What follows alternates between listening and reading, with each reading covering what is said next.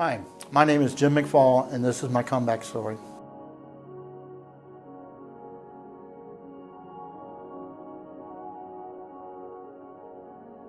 I am 54 years old and live in Cuba, New York with my wife Shelby and have 2 adult children that live in Florida. I work at Anderson Equipment in Allegheny, New York as a parts technician. I was born and raised in Daytona Beach, Florida and moved to Western New York with Shelby a little over 9 years ago. I was born into a Christian family and was saved at a young age. I cannot remember a time that I did not believe in God. My dad was a deacon at our church and both my parents taught Sunday school. Then one week, when I was in my early teens, we just stopped going to church. I remember not understanding why, and no one would tell me for a long time. I do remember my dad being very hurt and depressed. As time went by, I got used to not going to church. I was in middle school and a lot of things in my life were changing. One day we're riding on a school bus, and one of the other kids called me a Christian. I remember being afraid and embarrassed. Then I did something that haunted me for close to 40 years. It was one of my clearest childhood memories and one of the reasons I stayed away from the church as long as I did. I denied being a Christian. I denied that I was saved, and I denied that I believed in God.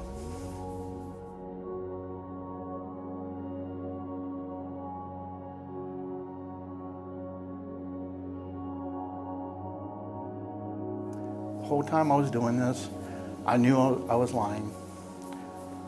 I knew it was a sin and later convinced myself that I was condemned to hell for what I had done. It wasn't too long after that I started skipping school, smoking, and doing drugs. But things didn't go bad right away. I went on to a high school with over 2,000 students where I was active in the marching and jazz band. I got a job at a local grocery store and my girlfriend was an honor student. Everything looked great from the outside, but I was still skipping school, getting at least one speeding ticket a month, and drinking and doing drugs. I was able to do just enough in school to keep from failing. That is until the middle of my senior year. I was expelled from school and broke up with my girlfriend of 2.5 years.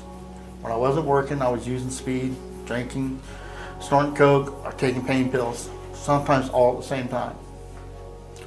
As the drug use slowed, I got a better job, got back on my feet, and started dating the girl that would become my first wife.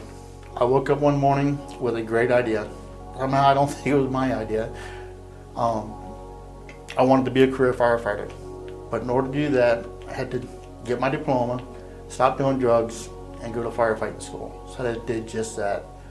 Quit doing all drugs. I got my GED and started firefighting school a few months later.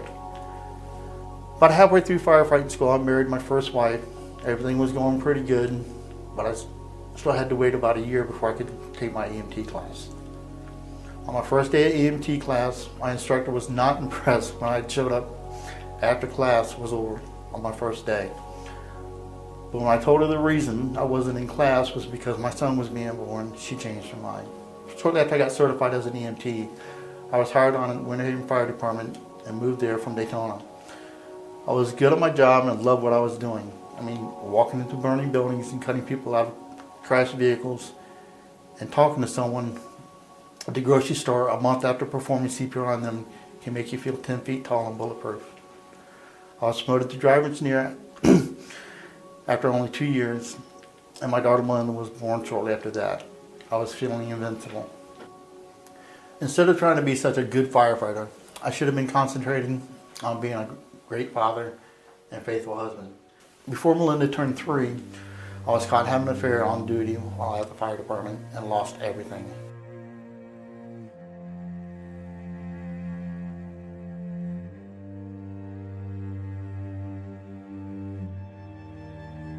I destroyed my marriage, I lost my job, I lost my identity. I prayed in desperation for God to fix what I destroyed and give me back what I once had. I ended up moving back to Daytona and went back to cooking at Denny's. Tried to save my marriage and failed. I was hired by the Holly Hill Fire Department but lost my desire to be a firefighter in that field also. Back to cooking at Denny's. I met Shelby while working at Denny's. Little did I know that she would become the true love of my life, and I would marry her 7 years after we met. About a year after I left the Hollywood Fire Department, I had the opportunity to go to work for United Rentals. Once again, I was doing something I liked and was good at. My mom had had a stroke that left her legally blind. So shortly after my dad died, she moved in with me and Shelby. While she was living with us, she started encouraging me to come to church with her, but I was not ready. When I had been at United Rentals about 10 years, I started feeling that something wasn't right. I could feel God trying to tell me something. I'd never stopped believing in God, but I did believe that I had committed a sin that could never be forgiven. For months, I could feel God trying to speak to me, and I fought it. Finally, I broke down and prayed one of the few genuine prayers of my adult life to that point. I hear you, God, but I don't know what to do.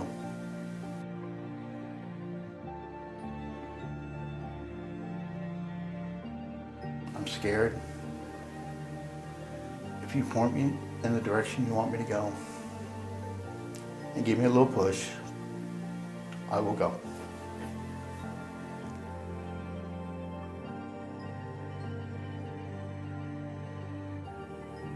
I felt the calmness that I hadn't felt for a long time, for about 2 weeks. I got laid off from United Rentals after being there for 11 years. I panicked for about a week. Then another one of those crazy ideas popped in my head. Moved to New York. I thought Shelby was going to faint when I told her what I wanted to do. And the biggest adventure of our life began. I thought I had done what God wanted me to do and that I was done. We ended up moving into a house next door to Ojai Community Church on the corner of 305 and Coon Hollow. I worked a couple different jobs, but I ended up driving over the road so we could get some of the debt we had acquired in Florida paid off. We visited a couple of churches, but not one that fit. When we had lived in Ojai for about 3 years, our dog Peta got hit by a truck on 305. Shelby became very protective of all dogs she saw loose and would bring them to the house and find their owners and make sure they made it home safe. So in the summer of 2014, when Dave and Rita's dog Duke got out, Shelby brought him to the house until she saw Dave out looking for him. Dave kept in touch with Shelby for the next several months. Again, I started feeling that nudging. So me and Shelby made a 2015 New Year's resolution to find a church. What do you know? There's one next door.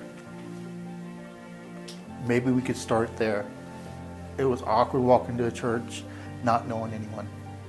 When Dave saw Shelby, you could see the genuine excitement as he came to greet us and introduce us to a few people. But it didn't stop there. We were welcomed every week and slowly started developing relationships. I learned about Peter and that I could be forgiven.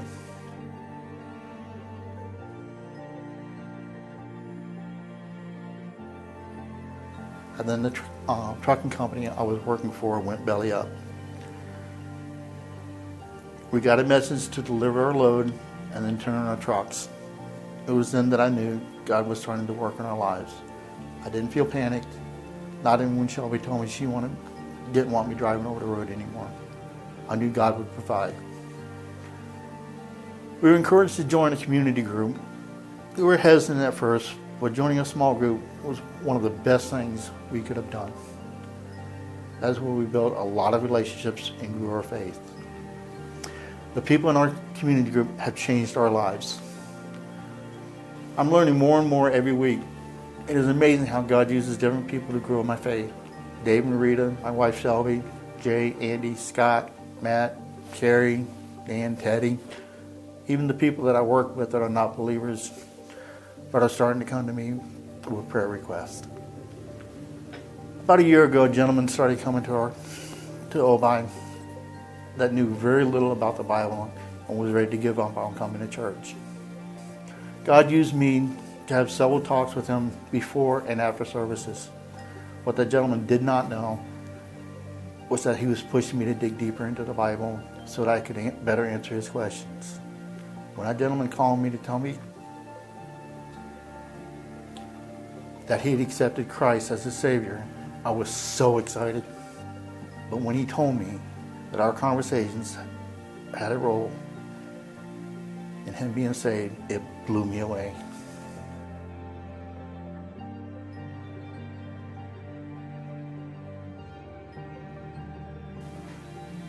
In 4 years, God has taken me from a man who thought he could never be forgiven and didn't share his faith with anyone, including his wife, to one God has used to change someone's forever and lead a men's group.